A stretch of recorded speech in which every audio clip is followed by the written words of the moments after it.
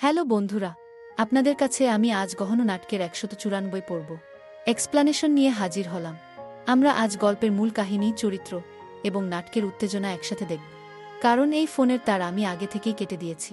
তুমি ঠিক বুঝছো না এগুলো কেমন বিপদের মধ্যে পড়েছে, সে চুপচাপ বলল।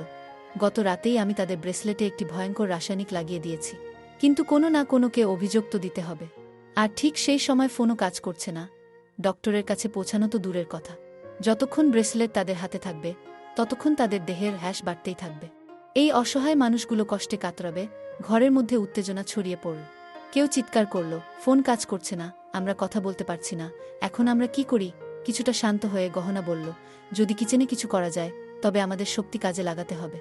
আমাদের জোর শক্তি বাড়িয়ে রাখা দরকার, কারণ এটা ভবিষ্যতে কাজে আসবে। আমরা অনেকক্ষণ যন্ত্রণায় কাটিয়েছি, পরিবারকে টিকিয়ে রেখেছি।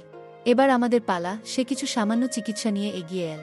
পরিবারের অবস্থা দেখে সে নিম ও হরবলের কষা বানিয়ে তাদেরকে খাইল। সে জানত লাল দাগ যদি বেড়ে যায় তখনই ওষুধের কাজ হবে। ধীরে ধীরে অসুস্থরা আরাম পেতে শুরু করল। কিন্তু চতুর ও চালাক গহনা জানত ব্রেসলেটে লাগানো রাসায়নিক এতটাই শক্তিশালী যে সাধারণ নিম ও হরবলের কষা তেমন কাজে আসবে না। সে ভাবল, তাদের কিছু করার জন্য আমাকে সাবধান থাকতে হবে। সে নিজেই কিছু অ্যালার্জি ওষুধ নিয়ে এল, পরিবারকে বাঁচাল।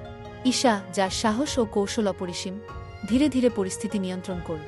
সে দেখল কেউ নাস্তা খাওয়ার সময় কিছু মিশিয়েছে কিনা তা খুঁজতে হবে। সে নিশ্চিত করল নিশ্চিতভাবে কেউ বিষ দিয়েছে না। তার সতর্ক দৃষ্টিতে সবাই নিরাপদ হল। একদিকে গহনা প্রতিপক্ষদের কৌশল চিহ্নিত করছিল। সে জানত কেউ তার উপর সন্দেহ করবে না।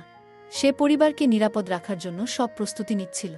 বিরাজ, যিনি গহনার সহায়ক, কখনো কখনো নিজস্ব লক্ষ্য নিয়ে বললেন, আমি গহনার পাশে থাকব। কেউ যদি আমার স্ত্রীকে অপমান করে আমি মেনে নেব না। এই কথায় সবাই চমকে গেল। গহনা জানত সত্যি সাহসী ঈশা সবাইকে বাঁচাচ্ছে। পরিস্থিতি ক্রমশ জটিল হয়ে উঠল। ধীরে ধীরে পরিবার বুঝল গহনা শুধু নিজেই নয়, পুরো পরিবারকে বিপদ থেকে রক্ষা করছে। কেউ কেউ মনে করল, এখন আমরা জানলাম আসল বিপদ থেকে মুক্তি পেতে হলে গহনার সাহস দরকার। রাত্রি শেষে ঈশা সবার সম্মুখে দাঁড়িয়ে বলল, আমি এখানে রিব। আমি দেখব কে কি করছে এবং পরিবারকে সুরক্ষিত রাখব। পরবর্তী দিনের জন্য পরিকল্পনা ছিল ডক্টর বাবুকে খুঁজে বের করা। সে জানত বেহরুপিয়া কোথাও লুকিয়ে রেখেছে, তাই সে ক্যামেরা ও নজরদারির ব্যবস্থা করল। কেউ বোঝেনি ঈশা কতটা চালাকভাবে প্রতিটি পদক্ষেপ নিয়েছে। হয়েছে কি? আচ্ছা, আমারও এমনটাই ব্যথা হচ্ছে। আমার হৃদে কি সমস্যা?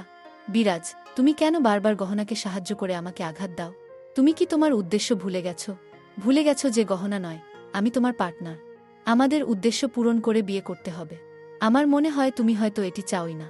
তুমি কি ভাবছ এবং তোমার কি মনে হয় যে এটি আমাদের দায়িত্ব নয়? আমরা যা করি তার সম্পূর্ণ দায়িত্ব আমরা নিজেরাই নিই। আমরা খুব ভালোভাবে জানি আমরা কি এবং কেন করি। বুঝলে? এই বিষয় নিয়ে আমাদের উদ্দেশ্য মনে করিয়ে দিও না। এবং পরের বার এই মাস্কটি খুলো, কোনো ভুল করলে নয়। তুমি এটি আমাদের প্রতি হুমকি মনে করো না। তুমি জানো আমরা কত ব্যথা পাই, আর তোমার কারণে এই সুতো বাধা বলো আমরা সাথে নিয়ে ঘুরতে বাধ্য। আবার আমাদের দায়িত্ব নিতে হবে। ঈশা দঙ্গল এক্সপ্রেস চ্যানেল সাবস্ক্রাইব করো। আজ এই বেহরুপিয়ার পেছনে ধাওয়া করে আমরা ডক্টর বাবুর কাছে পৌঁছাতে পারিনি, কিন্তু কাল আমাদের আবার ধাওয়া করতে হবে। এজন্য আমাদের ক্যামেরার বোতাম অন্য সেটে বসাতে হবে। হায়, আমাদের জন্য ভগবানকে ধন্যবাদ। আমরা ডক্টর বাবুর ব্যাপারে কিছুটা তথ্য জানব। ওহ কাকা, এই বেহরুপিয়া প্যান্টে কি করছে? আমাদের বারবার তার কাছে সুতো কেন যাচ্ছে? এই সুতো দিয়ে সে কি করছে? ওই তুমি। সে ডক্টর বাবুর জন্য কাল যে কাপড় পরবে তা বের করে রাখছিল। আমাদের অবশ্যই এই সুতো সম্পর্কে জানতে হবে। এটি আসলে কি জিনিস? আমাদের তোমার সঙ্গে দেখা করতে হবে। লোকেশন পাঠাও, তাড়াতাড়ি পৌঁছাও। এই বেহরুপিয়া কাকে দেখা করতে রাখছে? যেই হোক, আমাদের তাকে অনুসরণ করতে হবে। এখন আমাদের জানতে হবে সে এখানে কাদের সঙ্গে দেখা করতে এসেছে। হয়তো এর সাথে আমাদের জানা যাবে ডক্টর বাবু কোথায়। দুজনেই তো এখানেই ঢুকেছে, এবং যে আওয়াজ শুনছি তা ডক্টর বাবুর। ডক্টর বাবু, আমরা আপনাকে খুঁজে পেয়েছি। আমরা আপনাকে কখনো আমাদের থেকে দূরে হতে দেব না। ডক্টর বাবুকে খুঁজে বের করা। সে জানত বেহরুপিয়া কোথাও লুকিয়ে রেখেছে, তাই সে ক্যামেরা ও নজরদারির ব্যবস্থা করল। কেউ বোঝেনি ঈশা কতটা চালাকভাবে প্রতিটি পদক্ষেপ নিয়েছে। পরিবারে আবারও শান্তি ফিরে এলো, কিন্তু সবাই জানত এটি শেষ নয়। সত্যের খোঁজ এখনও বাকি। ঈশা, গহনা এবং বিরাজ তাদের সাহস, ধৈর্য এবং চতুরতা একটি নতুন অধ্যায়ের সূচনা করল।